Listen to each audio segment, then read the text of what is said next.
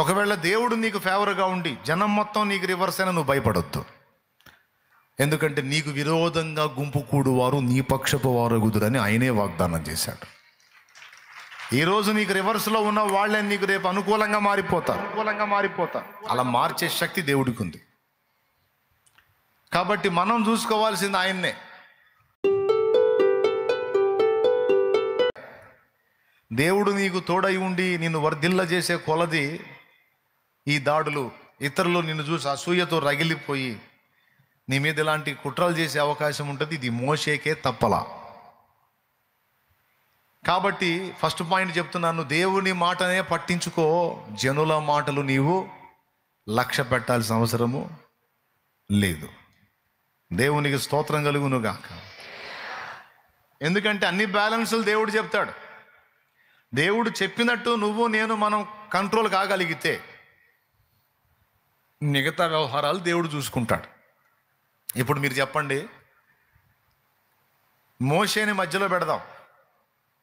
సొంత family members ఏమనుకున్నారు, దేవుడు ఏమనుకుంటున్నాడు మోషే గురించి చూడండి. ఇద్దరు అభిప్రాయం ఒకే విధంగా ఉందా, ఆపోజిట్లో ఉందా? నోరు తెరిచి చెప్పండి. మీరు ఉపవాసం ఉన్నారని నాకు తెలుసు. నోరు తెరిచి చెప్పండి. వ్యతిరేకంగా ఉన్నాయి. దేవుడే అంటాడు భూమి మీద లాంటి వాడు లేడురా బాబు అంటాడు. వీళ్ళు అంటారు ఏందాయన గొప్ప అంటారు. వీళ్ళు పోయి ఆమెను చేసుకున్నాడు. ఆయన ఎవరినో చేసుకుని వీళ్ళకి ఎందుకు? కేసు రాస్తే దేవుడు రాయాలి. వీళ్ళేం దేవుడి స్థానంలో ఉన్నారా? తీసుకుంటారు కొంతమంది. ఆయన అట్ట చేయటం ఏంది, ఈయన ఇట్ట చేయటం ఏంది, అసలు అది కరెక్ట్ కాదు, ఇది కరెక్ట్ కాదు. ఆయన కొలత ఎక్కడా, వీళ్ళ కొలత ఎక్కడా? కొంతమంది వ్యవహారం అంతే ఉంటుంది. ఆ మోషే ఒక్కడి మీద ఉంచిన అభిషేకం పాలు పంచితే 70 మంది మీదకి వచ్చింది. అది ఒక భాగం పాలు పంచితే 70 మంది మీదకి వచ్చిందండి. 70 మంది మీద ఉన్న ఆత్మ ఒకటి మీదే ఉంది, మోషే మీద. మోషేకి ఇచ్చిన బలం ఎక్కడా? మోషేకి ఇచ్చిన ఆత్మ ఎక్కడా? మోషేకి ఇచ్చిన అభిషేకం ఎక్కడా? ఆయనను తప్పు పట్టడానికి ట్రై చేసే ఇశ్రాయేల్ ఎక్కడా? అహరోను మిరియాములు ఎక్కడా? కొరహు దాతాను అబీరాములు ఎక్కడా? ఎప్పటికైనా ఈక్వల్ కాగలుగుతారా?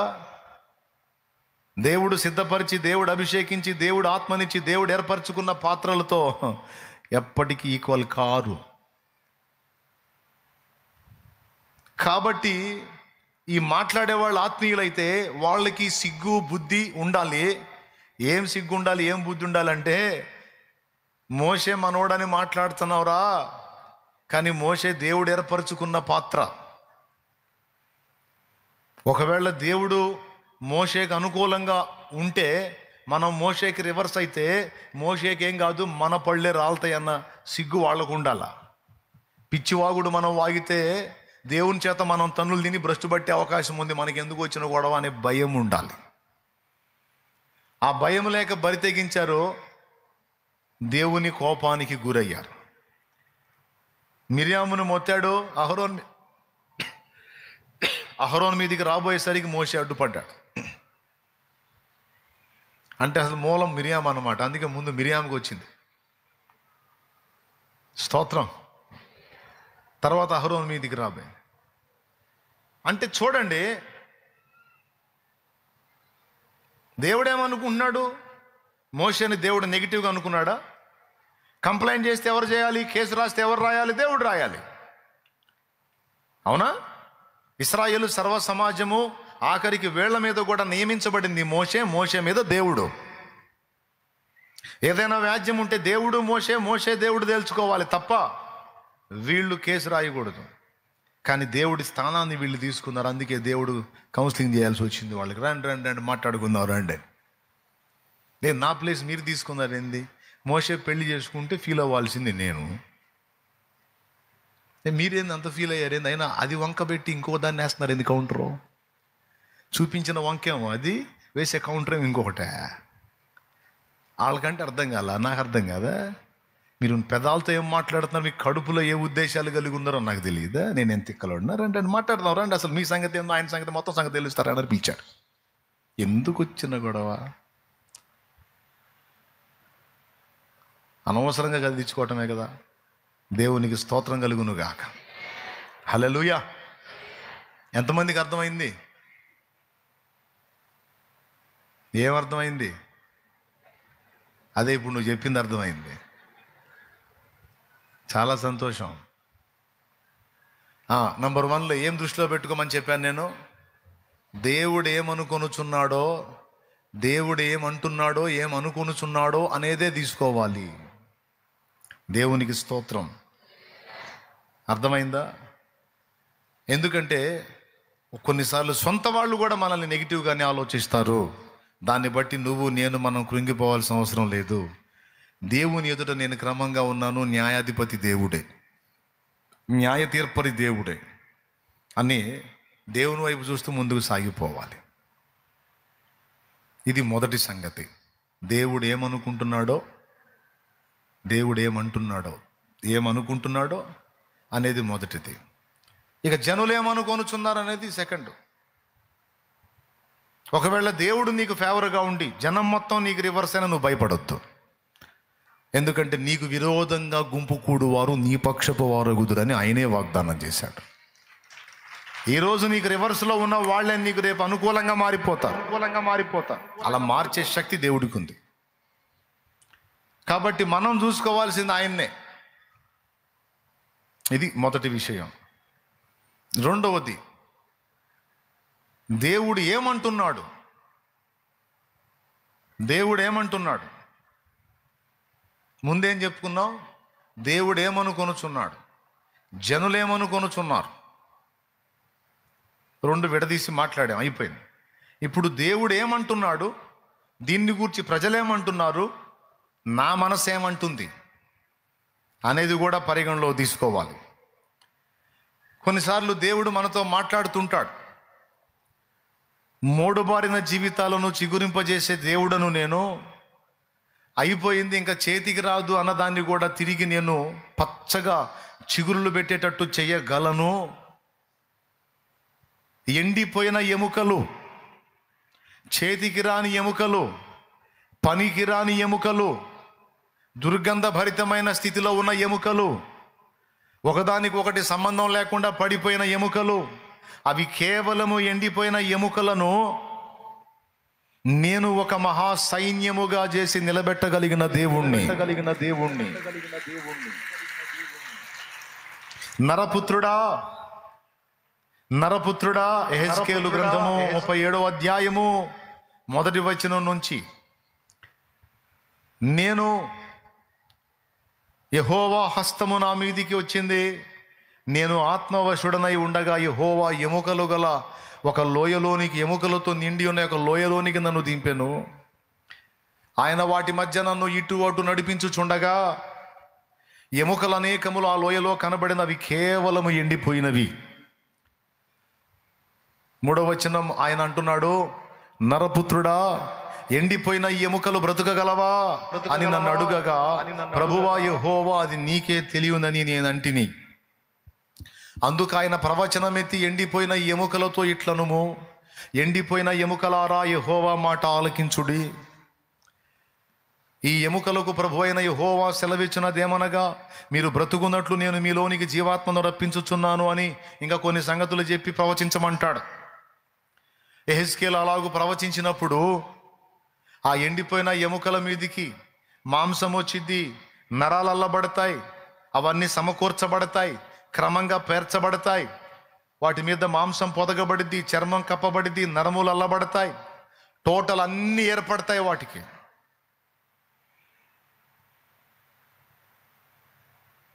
అంతా రెడీ అయిన తర్వాత జీవాత్మ నలువైపుల నుండి వచ్చి, అదిగో వాటి మీద ఊపిరి విడు అంటే, జీవాత్మ నలువైపుల నుండి వచ్చి వాటి మీదికి వచ్చినప్పుడు ఆ ఎండిపోయిన ఎముకలు వ్యక్తులై మహా సైన్యమై ఆయన సముఖంలో నిలబడతారు. ఏమండి, ఈ రాత్రి ఇక్కడ కూర్చున్నటువంటి మన జీవితాలు కేవలం ఎండిపోయిన స్థితిలో ఉండొచ్చు. అవి మన శరీరములో పరిస్థితులు కావచ్చు, మన కుటుంబంలో పరిస్థితులు కావచ్చు, మన జీవితంలో మనం ఎదుర్కొంటున్న పరిస్థితులు కావచ్చు, మన ఆత్మీయ జీవితమే కావచ్చు.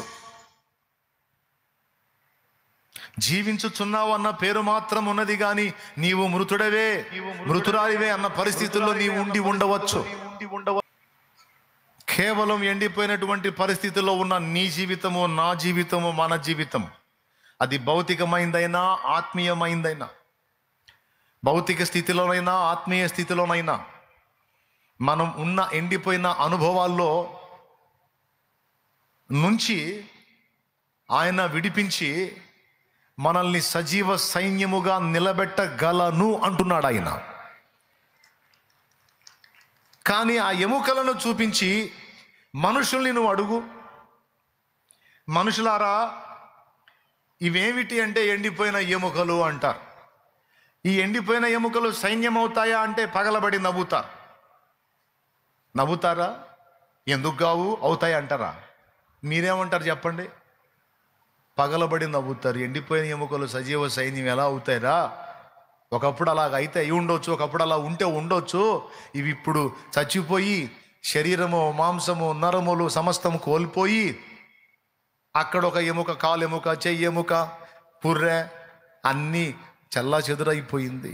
ఎట్టి పరిస్థితుల్లో ఇది ఒక వ్యక్తిగా మార్పు చెందటం అసంభవం అంటారు.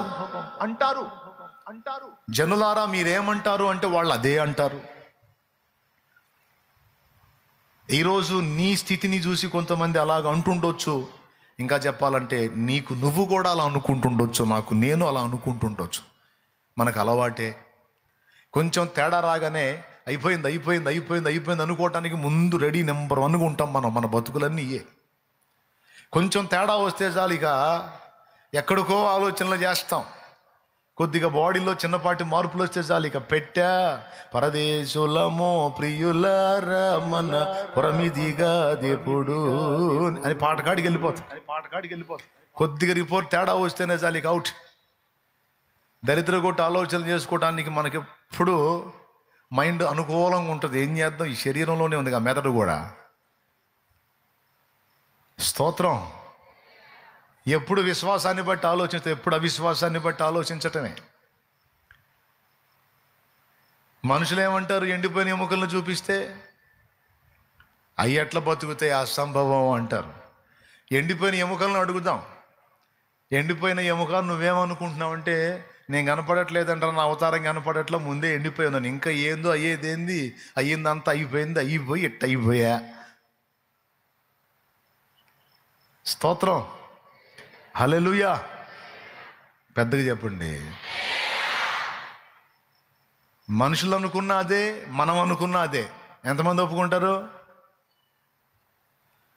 కానీ ఇప్పుడు దేవుడు అంటున్నాడు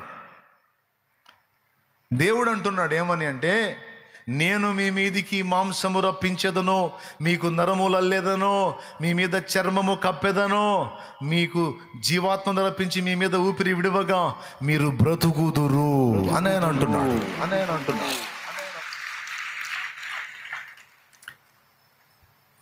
మళ్ళీ తిరిగి బాగుపడలేనంతగా చెడిపోయావా? మళ్ళీ తిరిగి బాగుపడలేనంతగా నీ కుటుంబం పాడైపోయిందా? మళ్ళీ తిరిగి బాగుపడలేనంతగా నీ శరీరం పాడైపోయిందా?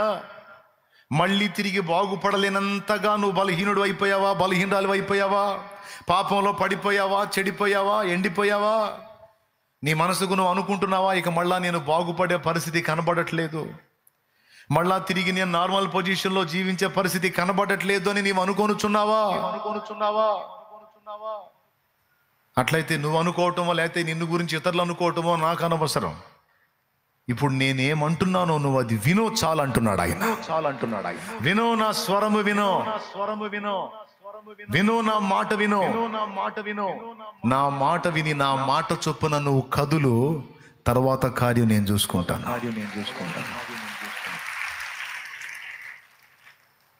ఎండిపోయిన ఎముకలారా యెహోవా మీకు సెలవిస్తాడు, మీరు వినండి అంతే.